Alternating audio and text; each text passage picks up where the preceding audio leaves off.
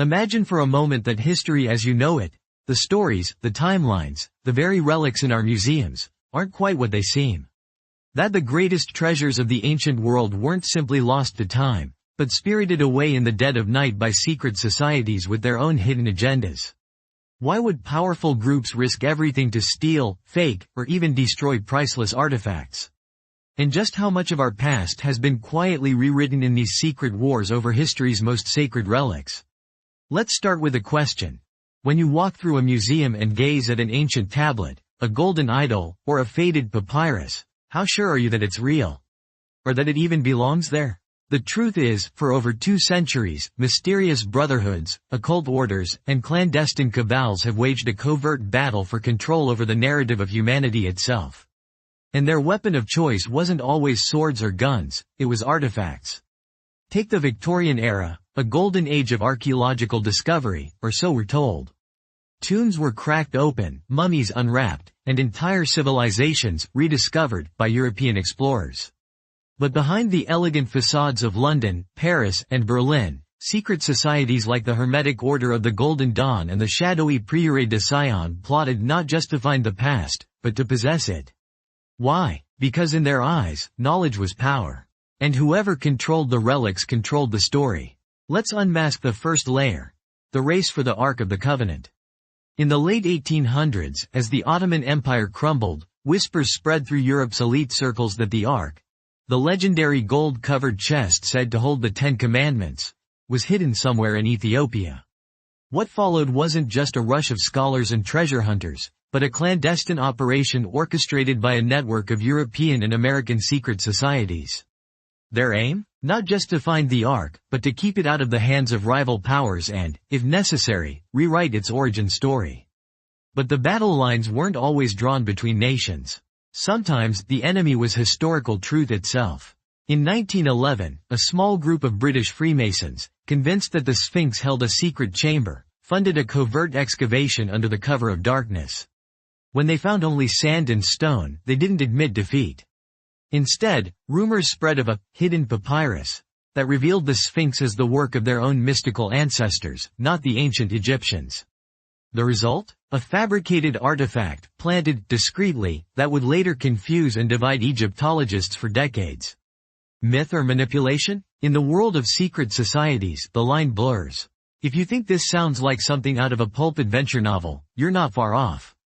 The 20th century saw the stakes rise even higher, as new players entered the game.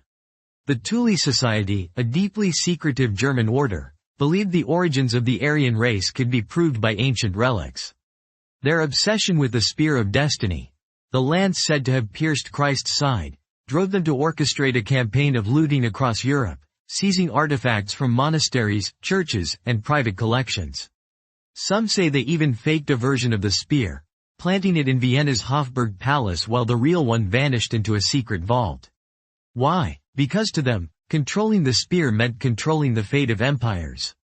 But not all secret societies sought to hoard relics for themselves. Some wanted to erase them entirely.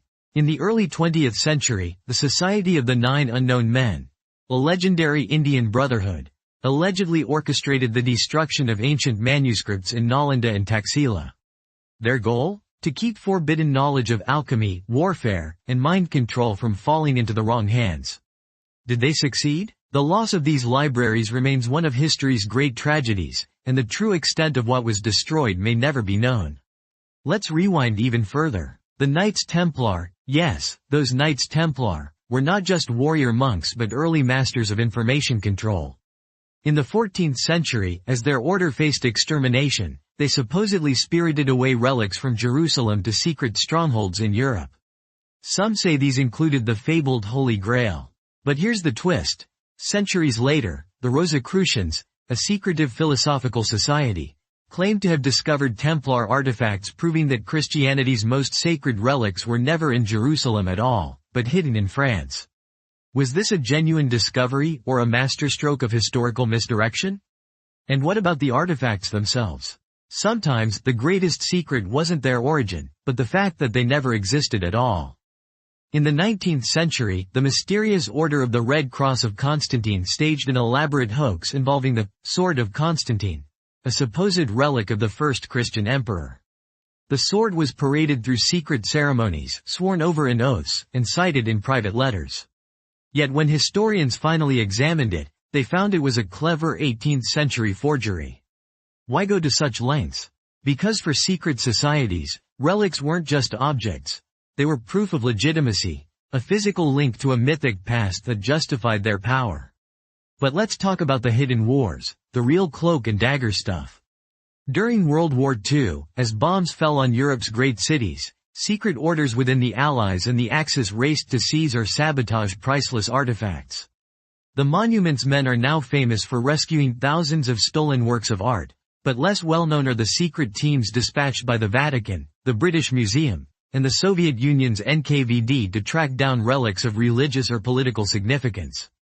In some cases, these teams clashed in the ruins of monasteries, swapping real artifacts with fakes, destroying evidence, and rewriting inventory logs to conceal their finds. How many treasures were lost, and how many ancient objects in our museums are actually clever post-war substitutions? The answer may never be fully known. And then there's the lost city of Troy, a story so powerful it inspired empires. In the late 19th century, Heinrich Schliemann claimed to have unearthed the treasure of Priam, a glittering hoard of gold jewelry and weapons. But behind the scenes, a consortium of European secret societies pressured Schliemann to attribute the find to a specific layer of Troy, one that fit their preferred narrative of Western civilization's origins. When Schliemann refused, his reputation was smeared, and rumors swirled that much of the treasure was forged or planted. Was Troy's treasure real, or was it the first great archaeological psyop?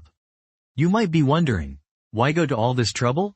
Why risk exposure and scandal for a few dusty relics? The answer lies in the unmatched power of artifacts to shape collective memory. A single tablet can rewrite a timeline. A forged idol can prove a legend. And a stolen manuscript can erase an entire civilization from history. For secret societies, the prize wasn't just gold or glory. It was the power to decide what humanity remembers, and what it forgets. Let's pull back the curtain on one more story. The war over the Dead Sea Scrolls. When these ancient Hebrew texts were discovered in 1947, their explosive revelations about early Christianity and Judaism threatened to upend centuries of doctrine. Behind the scenes, rival secret societies within the Vatican, the Israeli establishment, and Western academia fought bitterly to control the translation, interpretation, and even the physical custody of these scrolls. Some scrolls mysteriously vanished, others were deliberately misdated, and for decades, only a select few scholars, many with ties to secretive organizations, were allowed access. It wasn't until the 1990s that the full collection was finally made public. What secrets were suppressed in those lost years? And what might still be hidden? Here's the uncomfortable truth. History is not just what happened, but what is remembered, and who gets to do the remembering. Secret societies, from the Templars to the Thule Society, have always understood this. When they couldn't find the relics they needed, they created them. When the evidence didn't fit their narrative, they erased it. And when the truth threatened their power, they buried it, sometimes literally. But not all of these stories end in darkness. Sometimes, the truth finds a way out. In the 1960s, an amateur historian named Indri Jaeger uncovered a hidden archive in a Swiss monastery, hundreds of letters, receipts, and secret society meeting notes detailing the shipment of forbidden relics out of Nazi-occupied France. Decades later, a team of Polish researchers discovered a sealed crypt in Krakow containing not just relics, but detailed instructions for faking ancient artifacts, complete with recipes for fake patina and artificially aged papyrus. Every new discovery peels back another layer of the conspiracy, showing just how much of history remains an unfinished puzzle. And maybe that's what makes these stories so compelling. The past is not a fixed script, but a battlefield.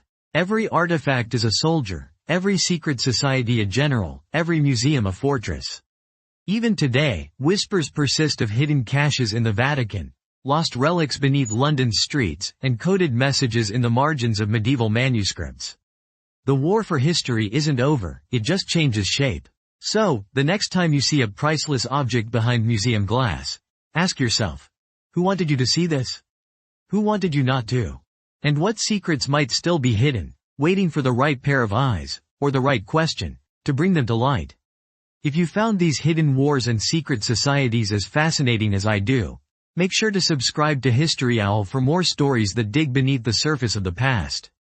What artifact, legend, or lost civilization do you want us to investigate next? Drop your thoughts in the comments, and together, let's keep questioning the stories we think we know.